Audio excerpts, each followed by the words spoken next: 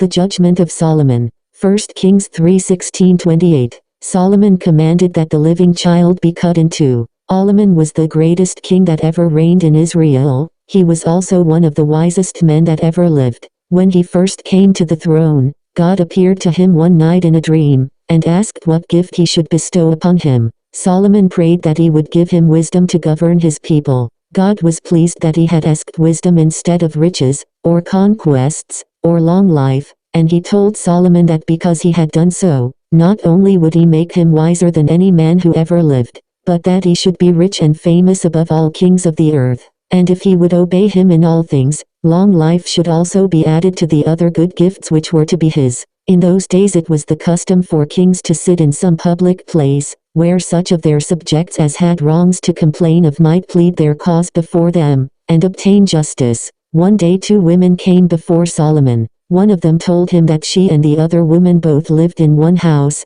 and each had a very young child, that in the night the child belonging to the other woman died, and its mother exchanged it for the living one, putting her own dead child in her neighbor's bed as she lay sleeping, and taking the living child to herself. In the morning, the mother of the living child found out the cheat, but she whose child was dead would not give up the one that she had stolen, for she said it was her own. And the 2 women stood there before the king, each one contending that the living child was hers, and that the dead child belonged to the other. Then Solomon desired his people to bring him a sword, and when it was brought, he bade them divide the living child in 2, and give half of him to each of the women. The woman who had falsely claimed the child made no objection to this decision, but the real mother could not bear it. Rather than have her son killed, she was willing to lose him altogether, and she cried, and in no wise slay it. Then the king saw at once to which of them the child belonged, and he said, Give her the living child,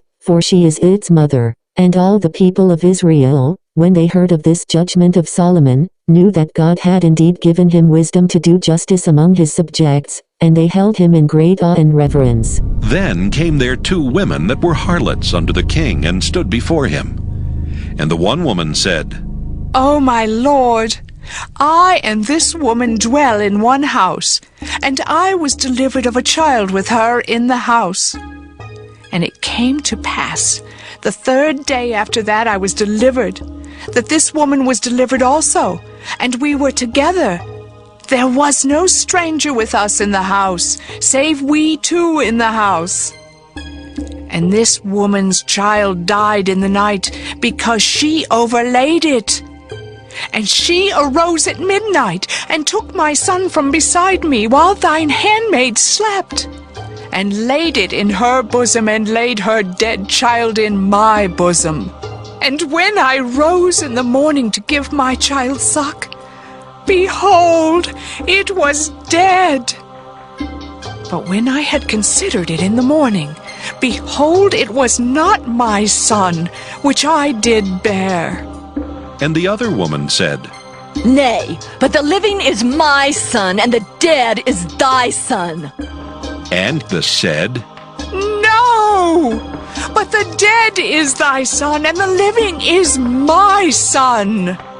Thus they spake before the king. Then the king said, The one saith, This is my son that liveth, and thy son is the dead. And the other saith, Nay, but thy son is the dead, and my son is the living. And the king said, Bring me a sword. And they brought a sword before the king. And the king said, Divide the living child in 2, and give half to the one, and half to the other.